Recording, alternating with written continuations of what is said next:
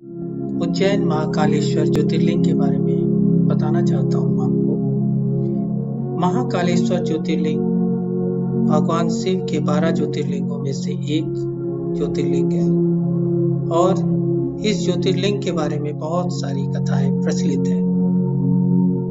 इस ज्योतिर्लिंग के बारे में जो कथाएं प्रचलित है उसके अनुसार ज्योतिषाचार्य चक्रपाणि भट्ट कहते हैं कि भगवान शिव काल से परे हैं। वे आदि हैं और वे अनंत हैं और वे महाकाल हैं। जिन लोगों को अकाल मृत्यु का भय रहता है उनको महाकालेश्वर ज्योतिर्लिंग का दर्शन करना चाहिए। महाकाल की कृपा से अकाल मृत्यु भी टल जाती है। जिस पर महाकाल की कृपा हो जाए उसका काल भी कुछ नहीं बिगाड़ सकता। महाकालेश्वर ज्योतिर्लिंग की पौराणिक कथाओं का वर्णन शिव पुराण में भी मिलता है। महाकालेश्वर ज्योतिर्लिंग की पौराणिक कथा के अनुसार उज्जैनी में चंद्रसेन नाम का एक राजा शासन करता था जो शिव भक्त था। भगवान शिव के गढ़ों में से एक मणिभद्र से उसकी मित्रता थी। एक दिन मणिभद्र ने राजा को एक अमूल्य चिंतामणि प्रदान की, जिसको धारण करने से चंद्रसेन का प्रभुत्व बढ़ने लगा और उसकी यश और कीर्ति दूर दूर तक फैलने लगी। दूसरे राजाओं में उस मणि को पाने की लालसा जाग उठी। कुछ राजाओं ने चंद्रसेन पर हमला कर दिया।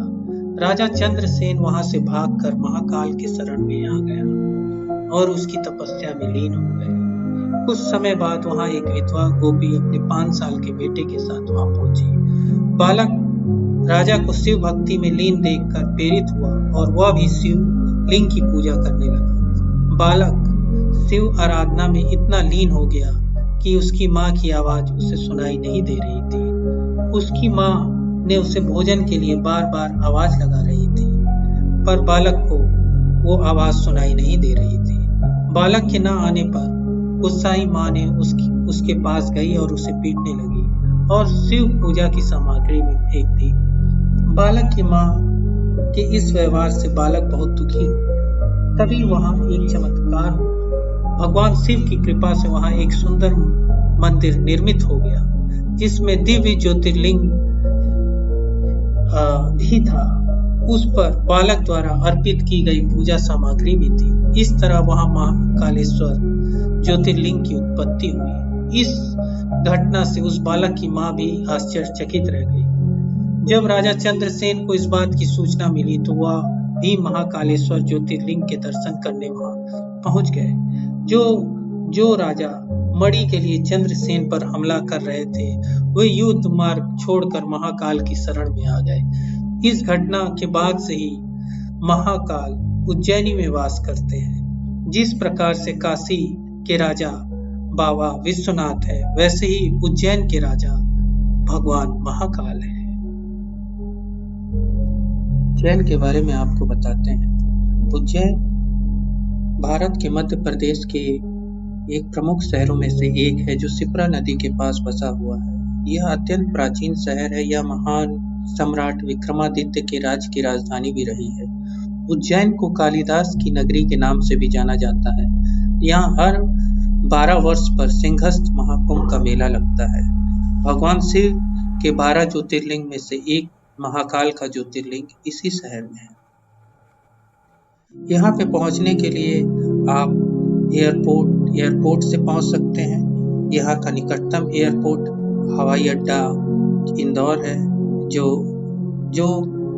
करीबन उज्जैन से 55 किलोमीटर की दूरी पे है। रेल की सेवाएं भी यहाँ पे उपलब्ध है। उज्जैन रेलवे स्टेशन और सड़क और रोड के थ्रू भी आप आ सकते हैं।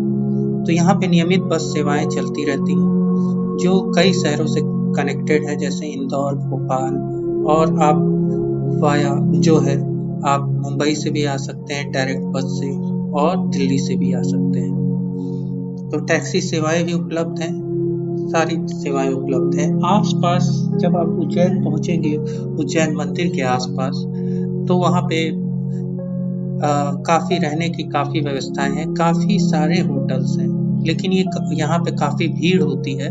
तो आप अपना सोच समझ के आए। यहाँ पे होटल का किराया जैसे ही श्रद्धालुओं की संख्या बढ़ती है तो होटल का किराया उस हिसाब से बढ़ जाता है।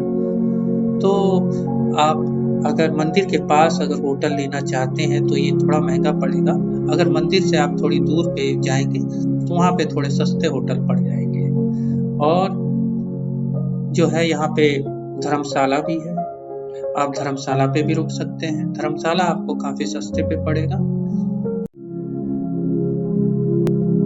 आइए हम अब आपको उज्जैन के 10 प्रमुख स्थानों के बारे में बताते हैं। पहला स्थान उज्जैन महाकालेश्वर, जिसके बारे में हम पहले ही आपको बता चुके हैं। मंदिर के दर्शन के बाद आप मंदिर के बाहर तमाम तरह के खाने की चीजें आपको मिलेंगी। उसमें पोहा यहाँ का सबसे ज्यादा स्पेशल है, जिसे आप जरूर चखिएगा। दूसरा स्थान है काल भैरव मंदिर। उज्जैन महाकालेश्वर के मंदिर के दर्शन के तुरंत बाद आप काल भैरव मंदिर उज्जैन जा सकते हैं। काल भैरव मंदिर की यात्रा करके आप उज्जैन के आकर्षण का अनुभव करेंगे। माना जाता है कि इसे शिप्रा नदी पर राजा भद्रसेन ने बनाया था।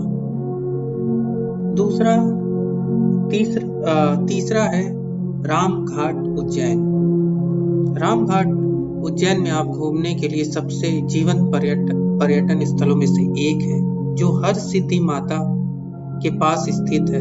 यह प्रसिद्ध स्थल शिप्रा नदी के पास स्थित है। यह सबसे पुराने स्नान घाटों में से एक माना जाता है और कुंभ मेले के लिए एक प्रमुख स्थान माना जाता है। शिप्रा नदी में प्रवृत्त डुबकी लगाने से एक ताजा अनुभव आपको मिलेगा, जबकि घाट पूरे दिन भक्तों को आकर्षित करता रहता है। हर दिन रात के 8 बजे के आसपास यहाँ आरती का अनुष्ठान होता है। चौथा, हर सिद्धि माता मंदिर उज्जैन में रुद्र सागर झील के पास स्थित हर सिद्धि माता मंदिर है और माता के 51 शक्ति पीठों में से एक है। शिव पुराण के अनुसार यह वह स्थान है जहां माता सती की कोहनी गिरी थी, जब भगवान शिव ने देवी सती के जलते हुए शरीर को यज्ञ की अग्नि से बाहर निकाला था। इस मंदिर का पुनर्निर्माण मराठाओं ने करवाया था। इस वजह से यहाँ के दीपों से सजे 2 स्तंभों पर मराठा कला देखने को मिलती है। नवरात्रि यहाँ मनाए जाने वाले प्रमुख त्योहारों में से एक है। इस दौरान मंदिर को फूलों और रोशनी से सजाया जाता है। 5वां, सिंध्यापनी आश्रम उज्जैन। शिप्रा नदी के किनारे बसा यह सिंध्यापनी से जुड़ा आश्रम उज्जैन के प्रमुख मंदिरों में से एक प्रमुख मंदिर है। इस पवित्र स्थान पर भगवान श्री कृष्ण, सुदामा और बलराम ने शिक्षा प्राप्त की थी। और यहाँ पे आपको 1 से 100 तक की संख्याओं से अंकित पत्थरों को देखना न भूलें, जो संभवतः गुरु संदीपयान द्वारा बनाया गया था। 6, मंगलनाथ मंदिर उज्जैन। ये मंदिर शिप्रा नदी के पास और मंगलनाथ मार्ग के पास एक पहाड़ी पर स्थित है। मंगलनाथ मंदिर भगवान महादेव को समर्पित है और उज्जैन के एक दर्शनीय मंदिर है। मत्स्य पुराण के अनुसार यह पवित्र स्थल मंगल ग्रह के जन्म स्थान के रूप में प्रतिष्ठित है। 7वां, चिंतामन गणेश उज्जैन। चिंतामन गणेश मंदिर भगवान गणेश को समर्पित है और उज्जैन के मंदिरों की श्रृंखला में ये एक और मंदिर है। उज्जैन में सबसे बड़े मंदिरों के रूप में ये स्थापित है। यहाँ भक्ति और स्थापत्य कला का एक मिसाल है और इसका निर्माण 11वीं और 12वीं शताब्दी के दौरान मालवा क्षेत्र में परमारों के शासन के दौरान किया गया था।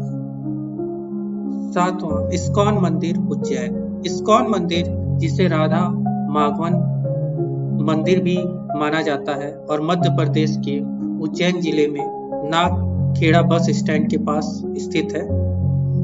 यह इस्कॉन मंदिर भगवान कृष्ण के अनुयायियों के लिए आध्यात्मिक महत्व है, क्योंकि ऐसा माना जाता है कि भगवान श्री कृष्ण, बलराम और सुदामा इसी शहर में महर्षि संध्यापनी से शिक्षा प्राप्त की थी। यह सुंदर मंदिर भारत के प्रमुख इस्कॉन मंदिरों में से एक है और यह उज्जैन के प्रमुख मंदिरों में से एक है। 9वां जंतर मंतर। उज्जैन में घूमने के लिए आकर्षण स्थानों में से एक जंतर मंतर है, जिसे वेधशाला के नाम से भी जाना जाता है। एक ऐतिहासिक वेधशाला के रूप में माना जाता है। मध्य प्रदेश के उज्जैन में स्थित यह वेधशाला महाराजा जय सिंह द्वारा भारत भर में निर्मित 5 वेधशालाओं में से सबसे पुरानी होने का गौरव प्राप्त है। अन्य 4 वेधशालाएं दिल्ली, जयपुर, मथुरा और वाराणसी में स्थित है।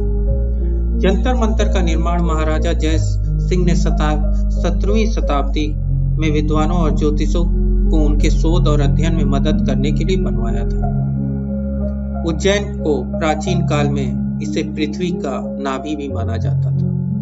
10वां गोपाल मंदिर उज्जैन। गोपाल मंदिर, जिसे द्वारकाधीश मंदिर के नाम से भी जाना जाता है, उज्जैन के मंदिरों में से ये एक प्रमुख मंदिर है। यह बिग मार्केट स्क्वायर के बीचों बीच स्थित है। यह महाकालेश्वर मंदिर के बाद शहर का दूसरा सबसे बड़ा मंदिर होने का गौरव रखता है। यहाँ की भगवान कृष्ण की मूर्ति बहुत सुंदर है। ये था उज्जैन के बारे में पूरी जानकारी। अगर आपको अच्छा लगा हो तो इसे लाइक और सब्सक्राइब करें। धन्यवाद।